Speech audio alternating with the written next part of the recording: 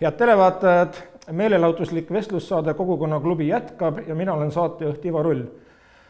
Mul koos režissöör Andres Loorandiga on taaskord siin Eesti Sõjamuuseumi õdusas kohvikus Maria hea meel jututada üht tuntud inimest, kes on pärit Viimsist või seotud Viimsiga. Ja mul on eriliselt hea meel ja rõõm, et täna on tulnud saatekülaliseks meile kõikidele teleekraanilt tuttav Viimsilanna Tiivi Tüür. Tere tulemast saatesse, Tiivi! Tere! Sa oled meedias rääkinud üsna mitmes intervjuus, et põhimõtteliselt oma sünnist alates on olnud sinu suvekodu, sinu pere suvekodu siin Viimsis Haabneemes. Et kui sa nüüd oma esimesi mälupilte taastad sealt suvekodust, siis milline oli Viimsi tookord? Minu jaoks Viimsi lapsena ikkagi oli selline maakoht, kuhu sa läksidki, nii nagu praegu minnakse kuskile kaugemale Lõuna-Eestisse või saartele, siis ta oli piisavalt kaugel minu jaoks, kuhu tulla ja ma elasin sellel Mustamäel, nii et me tulime ja meil autot ei olnud, nii et meil oli see ikkagi ettevõtmine, et rollide ja bussidega sinna jõuda. Oi, no sel ajal ta oli ikkagi maakoht ka selles mõttes, et ma mäletan neid pilte põldudelt, kus olid lehmad. Seal samas vana Viimsi kooli platsil või põllul siis olid lehmad ja mina käisin neid seal uudistamas. Mina, kes ma olen linnast pärit ja minu jaoks oli juba see suur elamus. Millises külapoes sa käisid siis? Siis oli, kas selle nimi võis ollagi Haabneeme pood või nüüd, kes on Haabneeme Konsum ja see ranna lähedal ja mitte siin Miidurannas, see oli juba kaugemal. See oli kaugemal, sinna tuli ikkagi võtta jälle, aga seal me käisime. Sõitsid jalgrattaga mööda küla? Ja jalgrattaga ja mul oli ka üks sõbranna, kes suviti ka, oli seal suvilas natuke eemal, nii et me võtsime siis ette rattaretki vahel ja käisime koos. Ja Haabneeme rand oli üsna metsik koht. Kas just metsik? Minu teada praegu see tundub olevat suvel on ikkagi palju rohkem rahvast täis, kui oli sel ajal, et aga Haabneeme rand ma mõtlen metsik looduslikus mõttes. Selles mõttes, ja. Ei olnud neid kohvikuid, ei olnud okot ja mis seal kaugemalt. Puutumatu. Ja. Aga kui sa nüüd, ma saan aru, oled täna teinud sinna, kus kunagi oli sinu ja su pere suvekodu oma kodu või on see mingi muu koht? Ja nüüd on juba muu koht, et ma aastaid elasin, ma juba täitsa pidingi järgi vaatama, et mis aastast ma püsivalt seal elasin, oli 2007, kolisin Haabneeme niimoodi, et me olime emaga siis püsivalt seal. Tegime ümberehituse, suvilast sai maja ja nüüd viimased 5 aastat ma olen elanud Pärnamäe külas, et olen väike muutus on tehtud. Aga see tõmme tuli ikkagi sealt lapsepõlvest, et siin linna lähedal maal on selline keskkond, mis on jäänud kuidagi emotsionaalselt. Ja see on ikka täiesti, lapsepõlve mälestused on ikka kõik pärit Viimsist. Kuigi Viimsi on nüüd tohutult muutunud. Rahvaarv on kasvanud, siia on tekitatud paneelmaju ja siin on liiklusega probleemid. Ja kõik see pluss, aga samas ka pood on juurde tekkinud, mis mõnes mõttes on hea, võib-olla isegi natuke liiga palju, kuidas kellele, aga... Toidupoode, olgem täpselt. Ja toidupoode. Kui sa ikka tahad midagi muud osta, siis tuleb ikkagi... Aga nüüd, eks ole, on ju ehitamisel, ma saan aru, suurem kompleks. No midagi tuleb, aga ehituspoodi pole, korralikku riidepoodi pole, korralikku kingapoodi pole, nii et ikkagi tuleb minna linna. See on üks põhipõhjus, miks ma seal peale töö käin. Kui sa käid linnas, kui palju sa täna sõidad jalgrattaga? Ma tean, et su kolleeg Priit Kuus käib Nõmmelt iga ilmaga ka talvel tööl jalgrattaga. Ja see oli ma arvan, paar aastat tagasi ma proovisin niimoodi, et mis siis oleks, kui ma tuleks rattaga tööl, aga see on ikka selles mõttes piisavalt kaugel. Et siis sul peab see aeg olema, et ma olen üpris sportlik inimene, et selles mõttes mul ei ole mingi probleem see maa maha sõita, aga arvestades ka seda, et see on ikkagi natuke nagu trenni ees, siis sa pead varuma aega selleks, et veel seal vahetada riideid ja ennast jälle sättida, et ma seda otse sõitu nüüd niimoodi kui ma tööle lähen, ma rattaga ikkagi ei tee. Õhtul tagasi tulla on ebamugav, tegelikult oleks ju hea, kui see saade oleks keset päeva. Ja.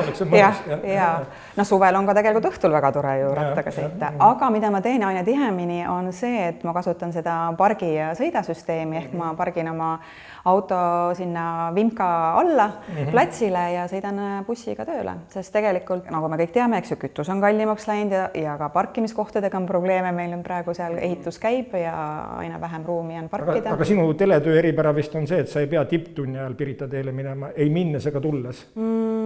No kuna minu ikkagi põhitöö on ju hanketoimetuses hankeprogrammi ostmine, ma olen ikkagi hommikust peale tööl, siis ma püüan sättida nii, et kas ma jõuan varem enne tipptundi või pigem ma lähen ja natuke hiljem, et siis kui ma juba tean, et enamik on juba kohale jõudnud oma sihtpunkti. Praegu on kevad, kõik õitseb, kõik loob ja lehvitab. Kui suur rohenäpp sa oled, et kui palju sa oma aias toimetad? Ei ole. Osalt ka seetõttu, et mul lihtsalt on nii väike aed, et seal ei ole väga midagi nagu, no annaks võib-olla terrassil teha küll, aga praegu ma olen väikse puhkuse sellega teinud, et ma olin sel ajal, kui ma elasin veel suurema aiaga majas Haavnemes, siis ma tõesti võtsin selle ette, et mul oli ema suur rohenäpp ja ema lahkus siin juba nüüd mõned aastad tagasi ja ma pidin ruttu selle üle võtma ja kiiresti õppima kõik selgeks, mis seal vaja teha oli ja siis ma tõesti vägagi süvenesin ja olin vägagi asjalik.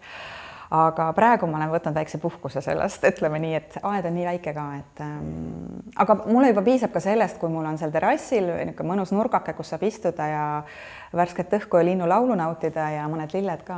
Ja siis võib-olla ka metsa vahel käia või mere ääres? Jaa, meil on Soosepa raba on väga lähedal ja mul on koer, nii et koeraga ja lastega koos. Iga õhtul jalutuskäik on garanteeritud?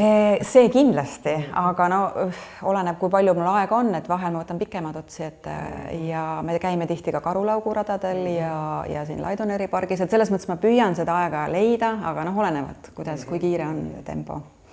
Et liikuma peab, see on nagu oluline.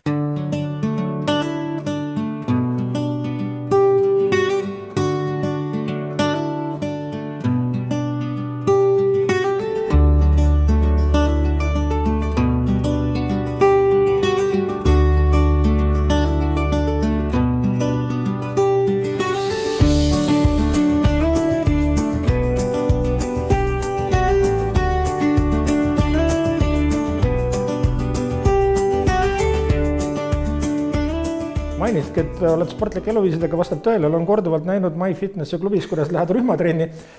Kuna saad algas sellest, et kõik ju teavad ja tunnevad sind, kas see paneb ka mingi lisakohustus, et sa pead väga vaatama, sättima, valima selle õige värviga pudeli, mis oleks tossudega samas toonis? Ei ole. Issand, nüüd praegu mul tuli pinge peale, et selles mõttes ma pole selle peale mõelnudki. Ei, ma üldse tegelikult ei ole selle peale mõelnud ja see on huvitav, et inimesed on märganud, et ma olen tõesti mul käib see niimoodi üles-alla, ütleme nii, et ma olen olnud tublim ja ma olen olnud ka vähem tublim, et vahel ma satun sinna kord 2 kuus, mis on tegelikult väga halb, sest peaks hoidma just sellist regulaarset tempot, et no kes meist suudab olla ideaalne? Jah, aga see ongi selline kättevõtmise asi, et kui sa juba seal kohal oled, siis tegelikult siis ei ole üldse probleem, et siis juba kui sa näed neid inimesi ümber, et see annab sulle nii mõnusa energia ja eriti veel pärast, eks ju, see tunne, mis sul pärast on, see on nii mõnus. Kes sul lemmiktreener on? Tead, mul oli, nüüd kahjuks ta vahetas, ta ei läinud teise klubisse, aga tal on nüüd oma koht, kus ta joogat annab, üks Kiina oli väga tore.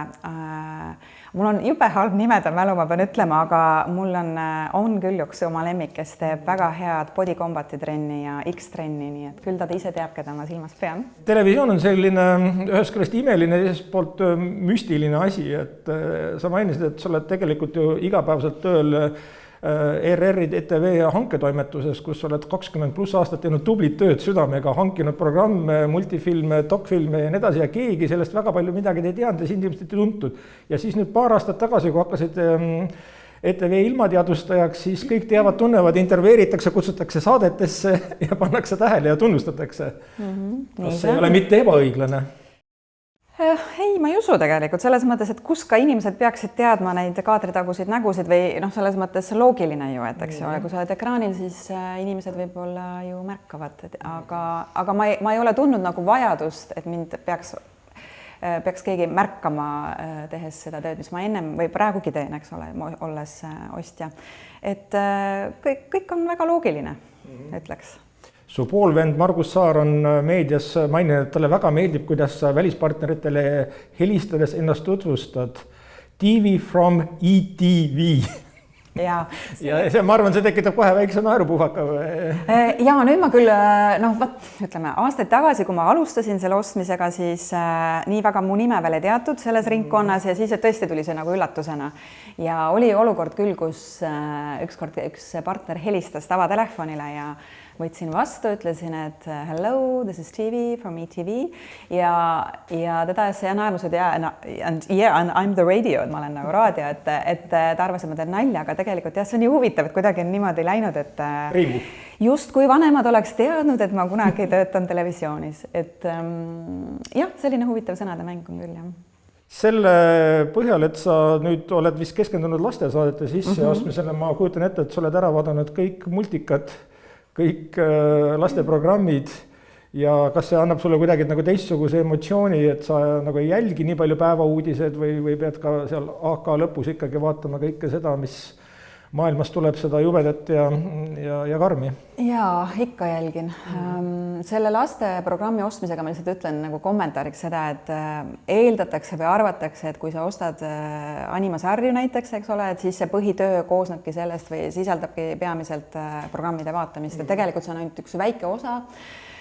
Ja ma väga sooviks, et mul oleks seda aega rohkem vaadata lasteprogrammi, et lihtsalt süüvida, süveneda rohkem ja ka vaadata võib-olla ka muud programmi, mida mu kolleegid on ostnud. Ja vahel, kui meil on need koosolekud, kus me kõik ühiselt laua taga istume, siis ma kuulen, et mida keegi on ostnud, et tekib huvi, et no võt, kus see aeg leida, eks ole. Aga eks ma ikka jälgin muidugi ka, mis maailmas toimub ja kui ma nüüd just eriti, kui ma ilmas töötan, siis ma tegelikult ju Aktuaalset kaamerad vaatasin kogu aeg, olen vaadanud, et see ei ole nagu üldse küsimuski, aga et ikka sa oled rohkem kursis ja sa kuuled ka, mis uudiste toimetuses, eks ju, inimesed omavahel räägivad ja mis on nagu teema ja mida arutatakse rohkem aga ma püüan nagu hoida sellist ütleme nii, et kui olid kõik need ärevamad ajad algasid ja sõda algas, et mul ikka mingi hetk ma tundsin, et seda kõik on liiga palju minu jaoks. Ja ma teadlikult võtsin nagu hoo maha ja ma püüdsin niimoodi minimaalselt või siis niimoodi aeg-ajalt siis hoida ennast kursis, et mitte liialt nagu sinna sisse minna, et hoida oma vaimset tervist ka. Aga on sul ka lastesarju nii-öelda hankides mingisugune selline kreedo, et sellist actionit a la Tom ja Jerry ei võta põhimõtteliselt, kuigi see võiks olla väga menukas ja vaadata või mingid muud põhimõtted? Meil on kanaleid tegelikult ju nii palju, kes näitavad lasteprogrammi. Ja see põhimõte on meil küll olnud, et inglise keeles on selline välja nagu slapstick humor ehk siis jalaga tagumiku naljad, aga et ei läheks liiga ka ütleme selliseks actioniks, liiga selliseks väga meelelahutuslikuks kätte, sest selleks on ka teised kanalid olemas, teised lastekanalid, kes näitavad seda ja kui lapsevanemal on või lapsel on soov, ta võib sealt mujalt vaadata, aga kuna me ikkagi oleme ju avalik-õiguslik kanal ja meil on ikkagi missioon ka mõnes mõttes ju harida lapsi ja seda siduda nõnda, et oleks ühtlasi ka meelelahutuslik ja hariv, siis seda fookuseks võttes ma ka vaatan neid asju. Aga peaks olema kõike, ütleme nii, et ei saa ka puhtalt, eks ju, kogu aeg olla seal või õpetamist, et see peab olema mõnus balanss selle vahel. Mis emotsioone tekitab sinus fraas, väga laialt levinud fraas, ilma tüdruk? No ma tean, kuidas minu vend. No räägi, kuidas sa vend, kõik tahavad seda teada. Ta on väga kirglikult, ütleb, sa ei ole mingi ilmatüdruk, sa oled ilmateadustaja, et mis tüdruk sa oled. Tahaks ju öelda, et olen, aga ega ma ei ole vist küll enam väga tüdruk. Mina ei võta seda nii traagiliselt või mind jääb see rohkem naerma ja kui ma mõne jaoks olen ilmatüdruk, las ma siis seda olen. Eks ma ise ka vahel ju unustan ära, et mind võib-olla mõni inimene tunneb ära, et ma tahaks ikkagi olla see sama loomulik tiivi, nagu ma olen. Et võib-olla mõnes mõttes head ma selle ära unustan. See nii Eesti Televisiooni kui ka mujal telekanalites äärmiselt populaarne formaat ilma ennustuse on jälle omaette müstika, eks ole. Tänasel päeval on lõviosa vaatajatel olemas mobiiltelefonid, arvutid, kõik kanalid saamaks teada näiteks hetkel, milline on tuul pandjul, kas tasub sinna minna surfama või mitte, eks ole. Ja ikkagi istuvad inimesed õhtul teleekraanides, mina seal hulgas ja vaatavad seda show'd, kuidas seal siis slaidid kas vahetuvad või ei vahetu, antakse mingi prognoos, mille juba, ma ei tea, Norrakate äpp lükkab samal õhtul ümber, et see ei ole niimoodi, vähemasti Viimsis ei ole niimoodi ja me ikka vaatame, mida me vaatame, mida me tegelikult vaatame. me vaatame seda hetke, ütleme siis tegelikult ka, mis mõned tunnid tagasi prognoos ilma kohta, mida on andnud, eks ju, siis meie sünoptikud. Ja tõesti, ma ise ka vahel on olnud olukorras, kus vot ongi, oleneb ilmast või oleneb päevast, vahel see ilmaprognoos muutubki väga kiiresti. Ja ma on olnud hommikuid, ma mäletan, kus ma olen eelmisel päeval olnud tööl, ma olen midagi välja öelnud, kuulutanud ja järgmisel päeval vaatan aknast välja, no ei ole nii, eks ole, ja siis ma mõtlen, pagan on ju, et pidin ma nii kindlameelselt midagi ütlema.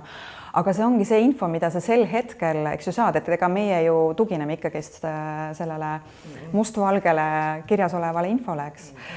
Jah, ja samas sa pead selle 2-3 minuti jooksul, mida ei ole üldse palju, andma ülevaate Eestist, kus tegelikult ühes nurgas on üks ilm, teises nurgas teine, kellele siis sa seda räägid, eks ole, et ongi keeruline tihtipeale. Aga ma loodan, et need inimesed, kes iganes paigus nad Eestis elavad, vaatavadki siis seda oma piirkonda, kuigi ma võib-olla üldsõnaliselt ütlen üht, nad ka näevad, et ahaa, seal vot sajab, aga kuigi päike paistab Tallinnas.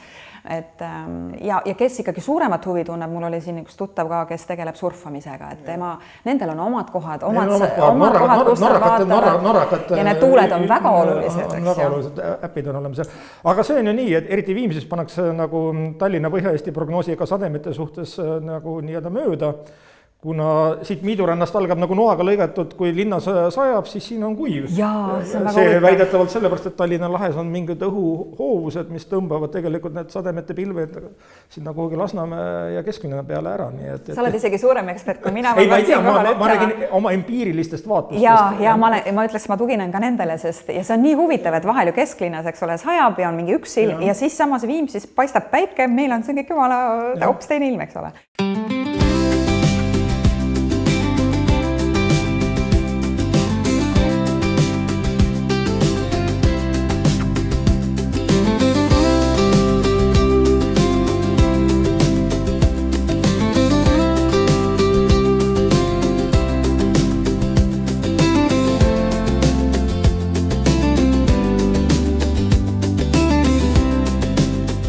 Kus hommikul ärkate, et silma lahti, mis sa vaatad telefonist, ilma teaded? Ei vaata. Mida ma teen? Ei, ma kindlasti, ma püüan üldse kohe hommikul mitte telefoni vaadata, et ma ärkan omas tempos, aga mis ma teen? Ma panen esimesena televisiooni peale ja tegelikult esimese info ma ikkagi vist, ma arvan jah, saan ikkagi sealt, et või vabandust, tegelikult ma kõigepealt panen Vikerraadio mängima, õigus, siis veel televisioonile ja ma ärkan, sest mul on lapsed, kes ma ärkan 6.15 tavaliselt, 6.15 ärkan koos Vikerraadioga, teen omad toimetamised ära ja lapsed ärkavad 7.30 umbes nii, et sellel ajal ma olen juba oma hommikukohvi ära joonud ja televisiooni uudised ära vaadanud ja esimese ilma ja vaadanud, üldiselt nad räägivad seda sama infot, mida siis eelmisel päeval on AK-s räägitud. No ütleme, nendel päevadel, kus ma ise tööl olen ilmas, siis ma olen natuke tähelepanelikum küll juba hommikust peale, juba nagu vaikselt häälestun, ja juba vahel ka mõtlen, mida ma õhtul ütlen, et jah. Mainisid lapsi, sul on 2 tütart, üks käib 4.-6. klassis, kui ma ei eksi, mõlemad Viimsis. Kuidas sa nende juttude ja käitumise ja valikute põhjal hindad täna Viimsis pakutavat haridust ja huviharidust?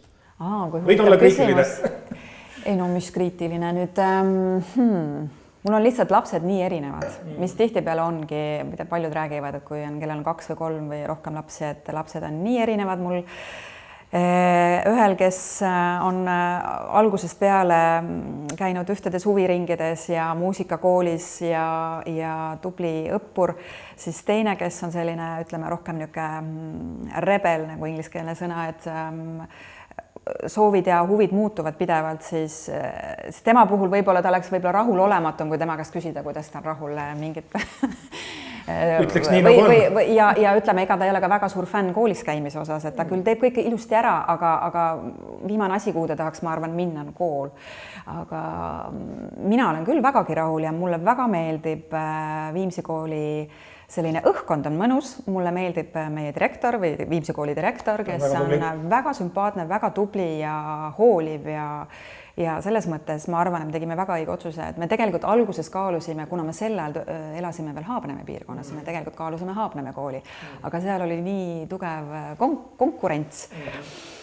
Aga lõppkokkuvõttes me oleme vägagi rahul ja mis muusikakooli puutub samamoodi, kui nagu hästi meil kuidagi nüüd läks, et see muusikakool veel nii lähedal ja just õigel ajal ka valmis. Ja tasemel nagu Edmar Tuul seda siin teeb.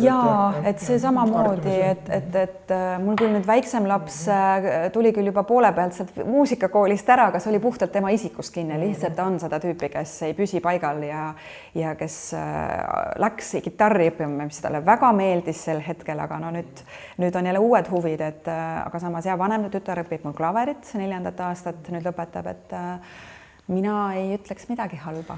Et seda vajadust ei ole, et need kuhugi linna, trenni või huviklubidesse viia? Ei ole, kuigi nüüd see oli juba tegelikult algusest peale, mul on vanem laps käinud kooris linnas, alguses lasteekraani muusikastuudios ja nüüd raadios. Et see on see üks koht, kus me ikkagi logistiliselt me peame vahel mõtlema, et kuidas me teeme, kas minnakse bussiga või autoga. No sina isa käid segakooris. Ja mina käin segakooris, et äkki saate nagu ühendada. Vaat ei saa kahjuks, meil on proovid täiesti ei kattu, absoluutselt ei kattu, aga me ikkagi oleme suutnud niimoodi korraldada. Koos olete laulnud? Oleme laulukaare all nüüd eelmisel suvel, see oligi, no me ei olnud küll, me ei tajunud, kus keegi on, ma umbes teadsin, kus ta selle kooriga, vaadata, et siin nurgas. Mis täpp kuskil on aga see teadmine, et ta seal sama kaare all seda sama laulu minuga koos laulab, see oli nagu küll äge. Aga noored juba, ütleme, kuidas neil nagu vaba aeg on, et siin Viimsis on neil midagi teha või peavad ikkagi minema linna ja seal on sellised ägedad kohad ja no võt, mul see vanem tütar on lihtsalt nii seotud juba igapäevaselt mingisuguste huviringidega, et ma tegelikult praegu ongi see koht, kus me mõtleme, et need kõik on seotud muusikaga ja me tunneme, et tegelikult oleks vaja midagi füüsilist, mis on sama oluline. Ma ise ju rõhutan seda, kui oluline on liikumine. Et see on just see punkt, kus me nüüd peame tõsiselt korraks mõtlema, et kust nüüd see leida, see vaba hetk, vaba aeg, on see ainult nädalavahetus või mitte. Täiesti leiaks midagi siit ka, et ma ei näe põhjust, lihtsalt kuna meil on olnud see tava käia seal linnas kooris, aga põhimõtteliselt ka siin on ju olemas kõik tegevused ja näiteks praegu väiksem käib mul Lindoni kergejõustikus, jällegist on ju täiesti jällegi hea võimalus sisustada 2-3 õhtut või päeva huviringiga siinsamas, et kuidas kellegi huvid on, et võib-olla ma ei kujuta ette, mis see huvi võiks olla, mida siin Viimsi praegu ei paku huviring, et sel juhul võiks linnas käia.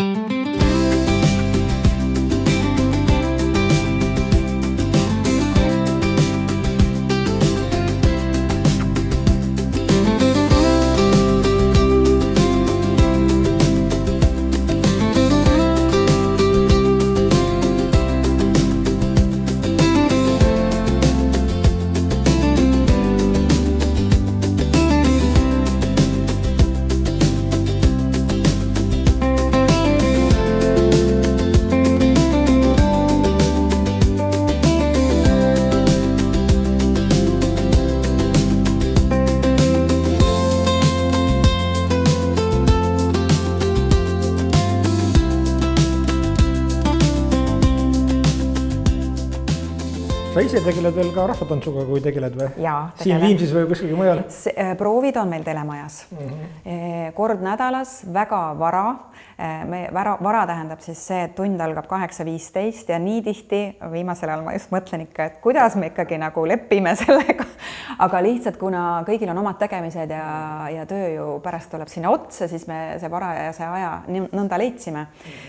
Kord nädalas telemaja ühes ruumis me kokku saame ja seal niimoodi, me ei ole küll profid, eks ole, et me oleme sellised, kes vähem, kes rohkem tantsuga tegelenud. Aga tantsupeole on lastud? Oleme 2 korral käinud. Nii et sul algab suvi tantsupeoga ja jätkub laulupeoga, kui on see? Ja kui on olnud niimoodi, et võt see ongi see, et osalt on ju kahju, et kuna ma käisin tantsupeol eelmine aasta, siis ma jäin ilma nendest proovidest, mis oli laulukaarel, aga samas mul oli kõik nagu selge, ma nagu ei olnud midagi uut, aga lihtsalt olla nagu selle kambaga koos, võt see jäi ära. Aga samas, olles need 2 korral tantsupeol osalenud, siis seda kogemust ma ei vahetaks mitte millegi vastu, see on nagu nii äge, et me ikkagi praegu on meil siht veel minna ka järgmisele. Väga tore. Tuleme selle juurde, et sa oled meediaga nüüd tööalaselt seotud, jälgid paljusid meediakanaleid, elad Viimsis ja kindlasti loed kõike, mis Viimsit kuidagi puudutab, kas peavoolumeedias või kuskil siin kohalikus meedias. Mis, ütleme, mulje, puhtalt emotsioon on sulle jäänud, kas Viimsil on mingisugune maine ja kui, siis milline? ma ütlen ausalt, ma ei ole jõudnud kõigel silma või kätt pulsil hoida. Ja et no, ma ei ütleks küll, et midagi negatiivset oleks mulle kõrvu jäänud või silma jäänud. Mida ma teen, ma niimoodi täiesti regulaarselt, kuna ma olen liitunud Viimsilaste grupiga Facebookis ja Pärnamäe külaseltsil on oma lehekülg, siis need uudised sealt kaudu ja või postitused tulevad vahel ette ja ma olen vist ise ka paaril korral sinna üht-teist kirjutanud. Mulle meeldib see, et inimesed avaldavad arvamust, nad hoolivad, kui keegi näeb miskit, mis ei ole okei, et sellest kirjutatakse ja mitte ainult ka nagu negatiivsed, vaid ka kui midagi toredat juhtub, eks ju, et kui siinsama mul oli nii hea meel, ma ei olekski vist muidu teadnud, meil Pärnamäe külas oli nüüd mänguplatsil, tehti uuendusi, noored metsakoolist tulid sinna, tegid täiendusi, tõid sinna kive ja teevad seal mingeid turnimisalasid lastele. Et see on nii tore ja kui ei oleks seda kanalit, olgu see siis Facebook või ma ei tea, võib-olla on ka Instagramis neil, et võib-olla osad ei teakski sellest. Aga ütleme nii, et sellises Eesti komberuumis on ikkagi tüüpilisem see, et kui kõik on hästi, siis ei öeldagi midagi, et siis ka kolleegid ei tunnusta, ülemus ütleb, et kõik on okei või noogutab, aga kui midagi ei ole hästi, siis avaldavad kõik arvamust, võtavad sõna, postitavad, teevad kriitikat. Ja, aga mulle tundub siiski, et see, ma ei tea, võib-olla mulle endale tundub see, aga et aina rohkem on ka seda positiivset, et ikkagi öeldakse, kiidetakse ka, no vähem küll või no see on, ma ei tea, see on nagu inimlik vist või ma ei tea, kus see Eestlaslik natuke. Eestlaslik. Aga mulle meeldib just, et öeldakse häid asju, ma ise püüan ka olla see, et püüda öelda tihemini häid sõnu ka. Aga ma olen ka olnud see noomitaja vahel, et ma loodan, et seda ei ole võetud kui liigset kriitikat, et lihtsalt olen kutsunud korrale vahel lapsi, kes ei tee neid asju või teevad valesti mingeid asju. Aga mulle meeldib jah see, et inimesed hoolivad rohkem ja suhtlevad ja ka need ühisüritusi, mis siin Viimsi vallas on, et ikkagi on. Et see on tore, ma ei ole küll kõikidest asjadest muidugi osa võtnud, aga olen jõudnud Viimsi jooksul, olen Viimsi kohvikupäevadel ikka käinud. Oma kodukohvikud ei ole? Vaat seda ei ole. Nüüd on see võimalus veel, kuni 11. juunini saad regada oma kohvikuga. Kas veel on üldse kohti vabu? Seal ei ole limiteeritud, kui on soov teha kohvike, seal osalejate arv ei ole piiratud. Kui leiad endast seda aega tahet. Ma võib-olla ühildaks oma jõud kellegi teisega, et kellel on ütleme ka suurem aed võib-olla. Ma tean ühte inimest, kes võib sulle kutse varsti esitada. Ma võin, väga tore, ma võib-olla isegi kaaluks seda, et oleneb, et ma oskan küpsetada. Väga hea. Ma selle juurde tahtsingi tegelikult lõpuks jõuda, et täna on tegelikult pühapäev, kui me siin räägime. Kuidas sinu pühapäeva hommik algab? Millise koogiga? Pannkoogiga, tavalisega või teed midagi peenemat? Vaat meil on niisugune huvitav asi juhtunud kuidagi sujuvalt, et meil on need pannkoogi hommikud laupäeviti. Ja sest lapsed ei taha putru laupäeval, ei taha omletti laupäeval, et siis vahel ma teen niimoodi 2 hommikut järjest, on laupäeva hommik ja pühapäev. Ühel päeval teen väikseid, sellised kohevaid, teisel päeval teen üle pannkooke. Aga küpsetan mitte kindlasti hommikul, kui ma mõtlen nagu kooke, aga võiks tihemini, jällegist, aega on vähe, aga kui ma seda küpsetamise ette võtan ja ma püüan seda ka lastele üle anda või natukene neid kõrvale kutsuda, et tulge nüüd vaadake. Et kui ma küpsetan, siis ma jälle mõtlen, peaks tihemini tegema. See on ju sul väga väärikas peretraditsioon, nooremad inimesed ei tea, aga räägime selle loo ära. Sinu isa, Mihkel Tüür, oli omal ajal kohviku Maiasmooka kondiitritsehi juhataja ja üks tema 80-ndatel äärmiselt populaarne kook oli tiivikook. See oli ju spetsiaalselt sulle kui tütrele pühendatud. Oli, see on tõesti, see on nii tore kingitus. Selle ajal, kui ma väike laps olin küll, kas see ei olnud nii, et sellel ju see kreem seal sees oli, see kerge, see räägigi retseptuur ära, mina ei mäletagi enam seda kooki. Mul on see retsept olemas, aga peas ei ole. No umbes, mis seal oli? Ma tean, et seal sees on mingi konjaki maitseline kreem. No mis iganes. Mis iganes, aga ma tean, et mulle see tegelikult lapsena väga ei maitsenud seetõttu. Aga ma tean, et see oli väga populaarne ja aastaid hiljem mul üks tuttav saatis mulle pildi, ta oli välja lõiganud ajalehest, kunagi avaldati see retsept ja ta saatis mulle selle ajalehe väljalõike sealt pildina ja ma hoian seda, ma ei ole veel katsetanud, see on minu jaoks väga suure. Milline tiivikook välja nägi kirjeldada? Ta oli pisikene selline ümmargune. ma ei tea, mis tainas seda nimetad, see... Muretainas, eestlastel on mure alati. Tuleb pastaviiets muretseda ja teha kook muretainast. See kindlasti ei olnud lehtaigen, aga muretaigen, ma ei tea, kas ta päris see oli, sest muretaigen on niisugune pudisev. Ühesõnaga, see kreem oli seal sees ja peale oli tuhk-suhkurt, aga ja kodus olid alati tiivikoogid vähemasti pühapäeval? Ei, aga olid näiteks, mis toodi küll õhtuti, just tegelikult õhtuti, kuna ta tuli tihtipeale õhtul nende värskete vast valminud pirukatega, siis need olid alati soojad. Ja sünnipäevadel, kui me kuskil käisime, oli alati garanteeritud, isa võttis omalt poolt küpsised, koogid, tordi, kringli, kõik oli nagu olemas, et selles mõttes see oli küll üks niisugune tore aeg. Aga meie aeg surub peale, selle magusa mälestusega lõpetame, aga ma jätkan suga pärast meie vestlust juttu teemal, et kas mitte ühes kodukohvikusse tänavu ei võiks tiivikooki pakkuda. Oi. Ma pean seda, see on väga riskantne ettevõtmine, aga ma täiesti võiksin proovida, mine tea. Aga suur tänu, Tiivi, et leidsid aega tulla siia vestlema, oli hästi huvitav, soovin sulle kõike paremat. Aitäh. Ja meie vaatajatele võin kinnitada, et kuigi suvi tuleb, siis Koguna klubi vestlussaadete sari jätkub sügisel, püsige lainel, jälle nägemiseni.